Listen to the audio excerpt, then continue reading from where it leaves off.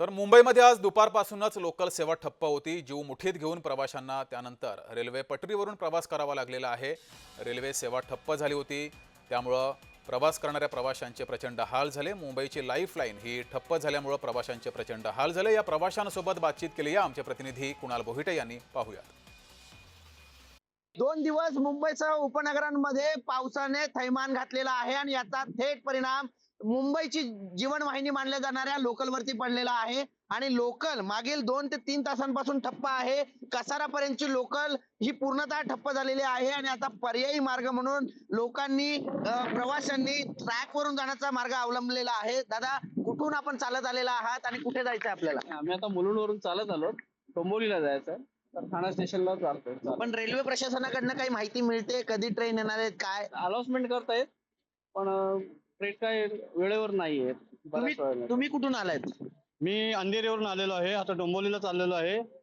Train नसल्यामुळे आम्ही पायी या ट्रॅक मधून चालत चाललो आहे। बघतो तर ट्रेनची काही अवस्था दिसत नाही, त्याच्यामुळे पावसाचं पण प्रमाण जास्त आहे, त्यामुळे आम्हाला खूप त्रास होतोय या मार्गाने जायला। आम्ही आता मुलुंडवरून चालत इथपर्यंत आलेलो आहोत, अजून आम्हाला ठाण्याला पोहोचायचं आहे।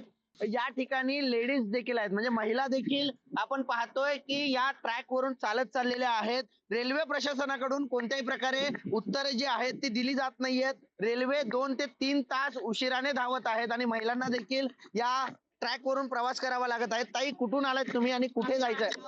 डोंबिवलीला जायचं. रेल्वे प्रशासनाकडून काही कळतंय किती वाजेपर्यंत ट्रेन येणार आहेत?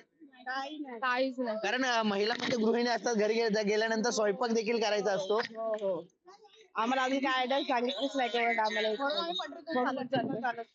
आपण ठाण्यात आणि मुलुंडच्या दरम्यान असणाऱ्या ट्रॅक वरती उभे आहोत आणि या ठिकाणावरून आता रेल्वे ज्या आहेत त्या अशा प्रकारे ठप्प झालेल्या आपल्याला पाहायला मिळतात। एकाच ठिकाणी या रेल्वे ज्या आहेत त्या 3 रेल्वे ज्या आहेत त्या एकाच ठिकाणी थांबलेल्या आहेत, त्यामुळे कोणताही पर्याय या प्रवाशांकडे नाहीये आणि यामुळेच हे सर्व प्रवासी ट्रॅक वरून प्रवास करताना आपल्याला पाहायला मिळत आहेत। त्यामुळे रेल्वे प्रशासन आता या प्रवाशांच्या समस्येकडे कशा प्रकारे पाहतंय, रेल्वे प्रशासन लवकरात लवकर या प्रवाशांसाठी लोकल सेवा उपलब्ध करून देत आहेत का, हे पाहणं महत्वाचं असणार आहे। कुणाल बोहिटे, जय महाराष्ट्र न्यूज, ठाणे।